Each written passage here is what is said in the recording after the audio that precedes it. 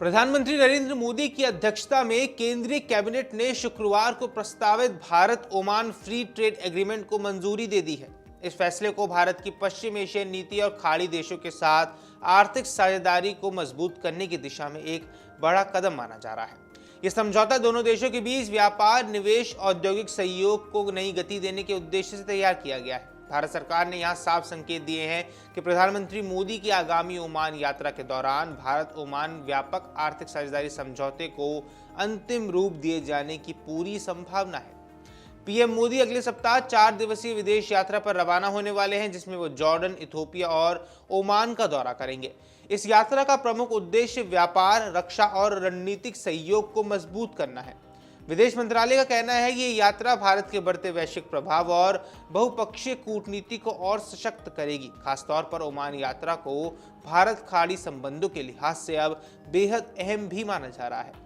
PM Modi 17 और 18 दिसंबर को अपनी यात्रा के तीसरे चरण में ओमान पहुंचेंगे। इस दौरान भारत और ओमान के बीच लंबे समय से चर्चा में रहे व्यापक आर्थिक साझेदारी समझौते पर हस्ताक्षर होने की भी संभावना यहां जताई जा रही है।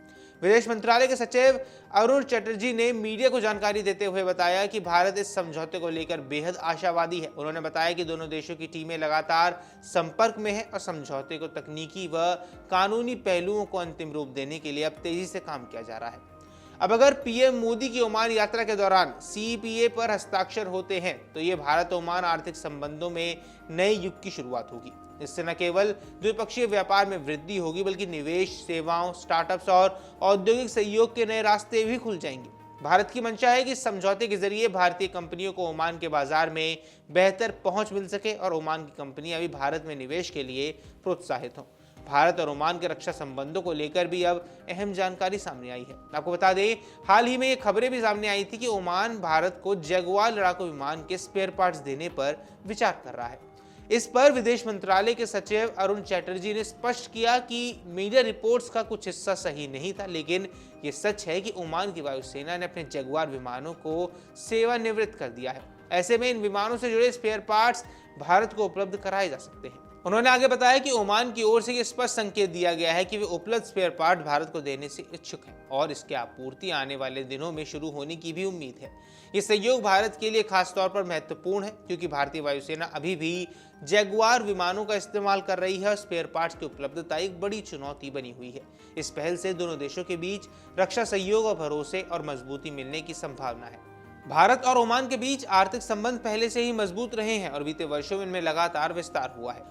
वर्ष 2024-25 में दोनों देशों के बीच द्विपक्षीय व्यापार 10.61 अरब डॉलर तक पहुंच गया है। भारत ओमान को पेट्रोलियम उत्पाद, मशीनरी, दवाइयां, कृषि उत्पाद और इंजीनियरिंग सामान निर्यात करता है, जबकि ओमान से भारत को ऊर्जा संसाधन, खनिज और रसायन उत्पाद मिलते हैं। इसके अलावा दोनों देशों के बीच कई संयुक्त उद्यम यानी कि जॉइंट वेंचर्स भी चल रहे हैं, जो ओमान की आर्थिक प्रगति में अहम भूमिका निभा रहे हैं। भारतीय कंपनियां ओमान के बंदरगाह, ऊर्जा, आईटी, स्वास्थ्य और निर्माण क्षेत्र में लगातार निवेश कर रही हैं। प्रस्तावित सीएपीए के लागू होने के बाद इन क्षेत्रों में सहयोग और ज्यादा गहरा होने की उम्मीद है। रक्षा क्षेत्र में भारत और ओमान के संबंध रणनीतिक स्तर पर काफी मजबूत हैं।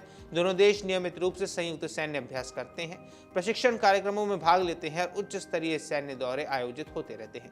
खासतौर पर हिंद महासागर क्षेत्र में समुद्री सुरक्षा को लेकर दोनों देशों की साझेदारी अहम मानी जाती है। हाल ही के वर्षों में समुद्री डकैती, तस्करी और अन्य गैर पारंपरिक सुरक्षा खतरों से निपटने के लिए भारत और ओमान ने आपसी सहयोग भी बढ़ाया है। ओमान की भौगोलिक स्थिति हिंद महासागर और पश्चिमी एशिया के एक महत्वपूर्ण कड़ी बनाती है। भारत के लिए ये क्षेत्र ऊर्जा सुरक्षा और समुद्री व्यापार के लिहाज से बेहद अहम है। ऐसे में ओमान के साथ मजबूत रक्षा और सुरक्षा सहयोग भारत की रणनीतिक प्राथमिकताओं में शामिल है।